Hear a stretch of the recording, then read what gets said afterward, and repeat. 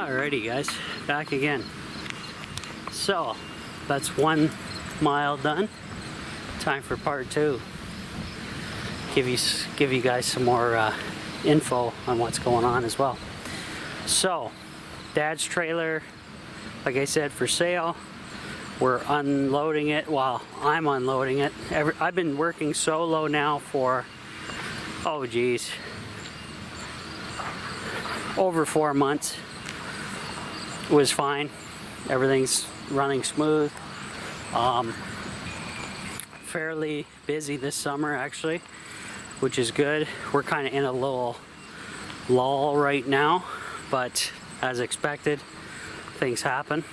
But other than that, it gives me more time to help my dad out at the house, which is fine and dandy with me because that's what I like doing, helping him out as best as I can. Because I have been giving him the RSO, and I put it in capsules, guys, just so you know, pill capsules, so you can swallow it whole without any funky taste. Makes it easier for him. I normally just put it in with his pills and go from there, and I try to give him the pill for nighttime, so that way he can sleep all the way through the night uninterrupted and go from there. Though he has been sleeping even during the day now because the stuff's pretty powerful, right? It's a concentrate, so it's powerful stuff. So he's doing a lot of sleeping, a lot of healing, recovery. Before I was giving anything to him, he would be tossing and turning in bed. I'd have to come up and check on him multiple times throughout the night, on and on and on. Now he sleeps comfortably all the way through with the RSO, and we're seeing better health results as we go. Now his appetite is still a little lackluster for my liking, and I'm a big boy, so you know I like my food, but hopefully that all reverses as time progresses and he gets more of an appetite going on. But it is what it is. It should be fine. I'm also giving him some, occasionally I will put in a drop or two into his water bottle. If you watch one of my upcoming videos, product off of Amazon, it's basically apricot kernels in a liquid form, which makes it very easy to take. If you guys remember, beforehand I was giving him, like for his first bout 4 years ago, I actually bought whole apricot kernels and I gave him those to eat. So the maximum you would take is 2 per day, because they would give you the vitamin B17, which you guys can research that on what that does. But basically you can only low dose the apricot kernels or the apricot liquid because it has basically cyanide in it. And if you do your research on cyanide and cancer, you'll probably be amazed. Now, I'm not saying to go out and do this and that and the other. I'm just telling you what we're doing, and we're doing it safely, the proper way. 1 little drop per bottle of water per day is all we're doing ourselves. I'm not giving out any medical advice or anything like that. You go do your own research and go from there. But when you have a family member who has a serious illness, you do what you got to do. And that's my statement. So, no ill effects from the apricot essential oil extract, basically. As of yet, everything's hunky-dory. Now, if you guys remember, I did mention my dad's white cell count was high. Now, going back, if you've been watching my videos from the start, that seemed to occur the first time I was dosing them with RSO for the first cancer way back in the day.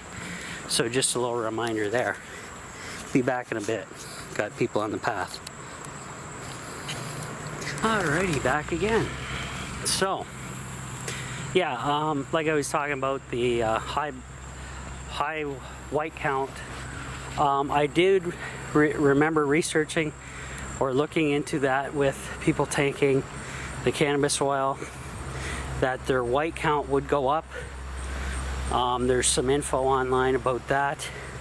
So it's similar to what happened to him the very first time when they were checking his blood and such.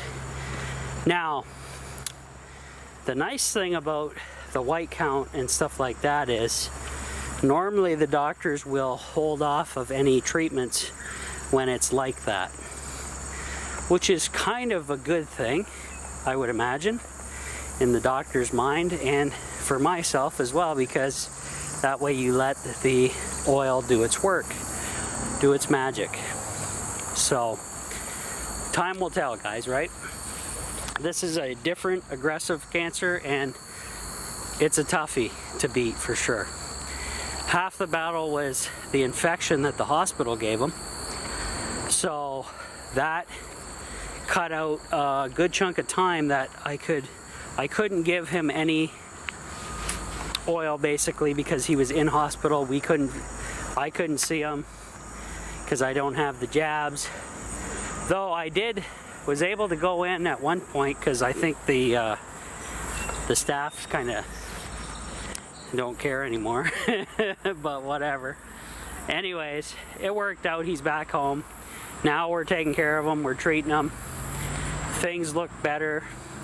But like I said, it's going to be a long haul process. It's not going to be an overnight thing. It's going to be, I think, month by month basis at minimum, till he's comes back to normal, hopefully. Or if he does come back, he might be a little weaker, have to build those muscles up again.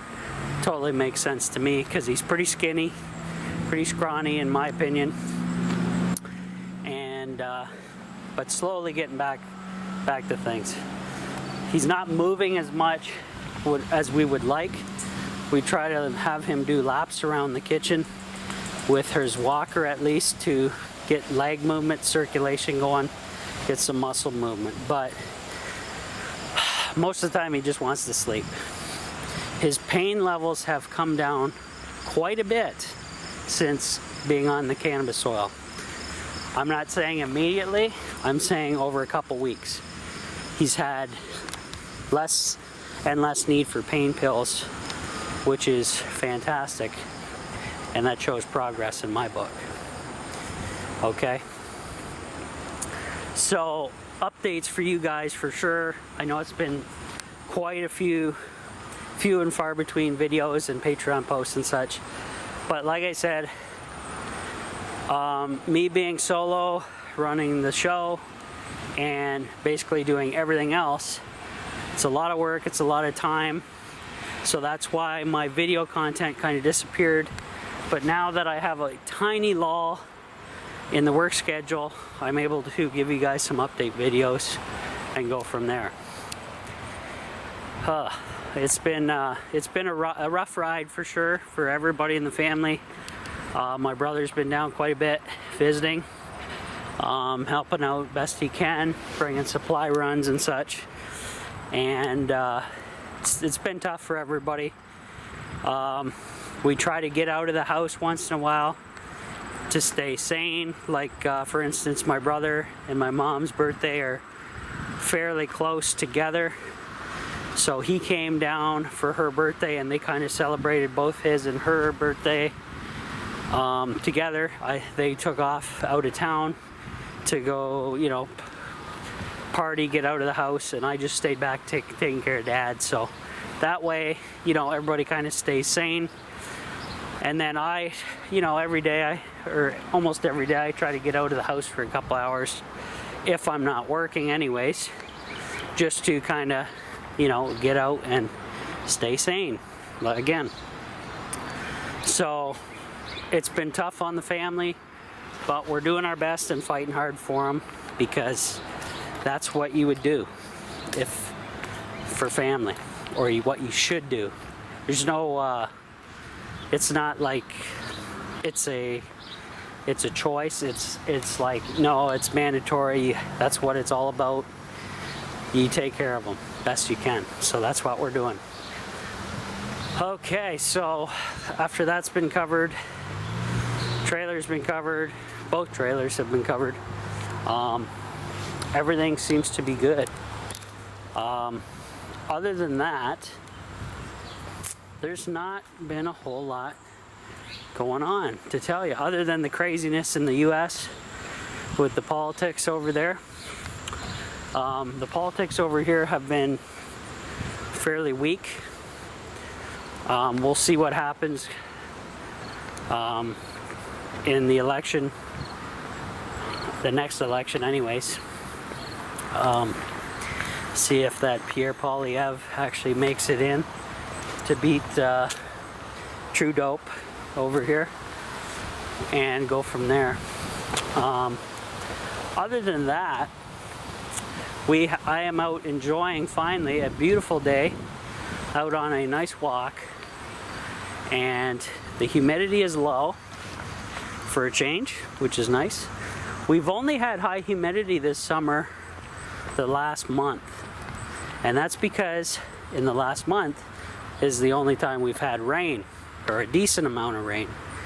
So when it rains, obviously, when the sun comes out, boils all that, evaporates off all that moisture into the air and makes things pretty uncomfortable. But for the most part of this summer, it's been very dry. Our grass looks like we're growing straw. It's been that dry. And there's a water ban on, so we can't water our lawns to make it look all pretty and green. And it's fine with me because it means I don't have to cut the grass as much. And I swear we only cut grass a handful of times this summer so far because of that, which is not too bad, not too shabby.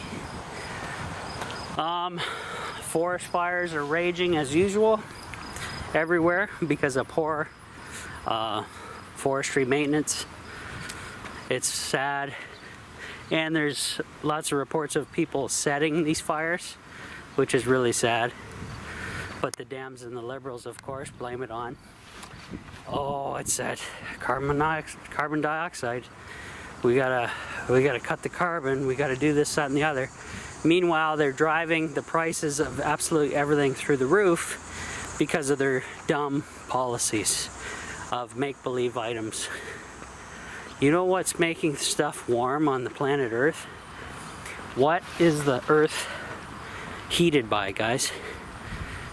This is a science question 101. Why are we able to support life on this planet easily? I'll give you a hint. It's the giant orange thing, you know, the big nuclear reactor in the sky that brings us life. Okay. It's up there on the camera somewhere. It's been blinding the viewfinder for quite a few of my videos. But that's why it's warm occasionally. So, pretty simple, guys. They actually have facts about this, that carbon dioxide in the Earth's atmosphere is under 1%. Let me repeat that. Carbon dioxide, you know, the stuff that the governments are all screaming about, is under 1% of the entire Earth's atmosphere. But yet, that's the problem, right? Yeah. Sure it is. So we have a lot of misguided people, and it shows because they're running the country and the world into the ground, and we're living through it. It's called stupidity, guys, and we got to change course, get rid of these people, never let them in power again. Unless they, you know, use common sense, act accordingly, and not all this nonsense that they're causing.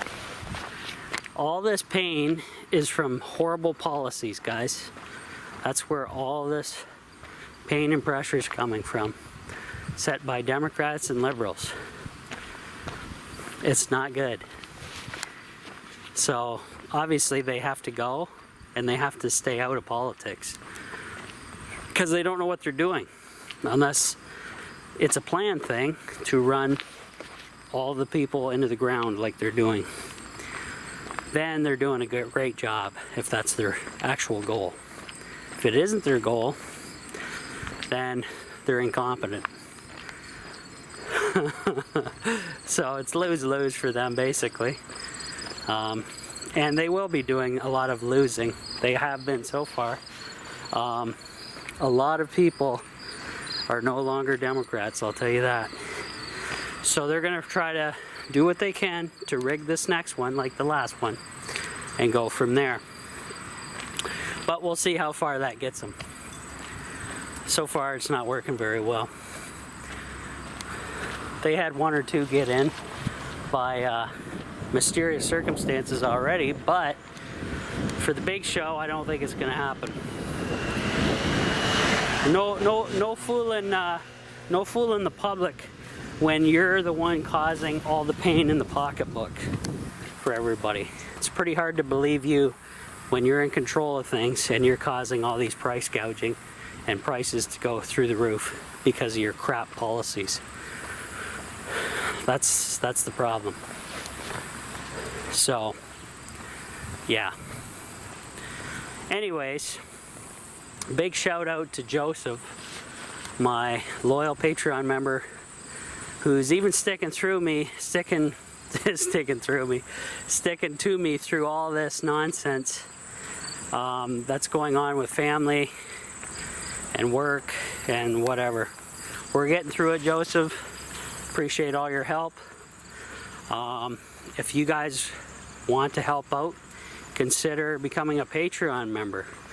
That way you could, you know, the more Patreon members, the better, because that way Joseph doesn't have to ante up bigger than what he should be doing, which he has been generously doing, and I got to thank him quite a bit for that. He's been going above and beyond the minimum donation amount to help out, and so far it's been great. I got to tell you guys, for one thing, that new infusion machine that I bought via the Patreon money, the Levo C, has worked fantastic.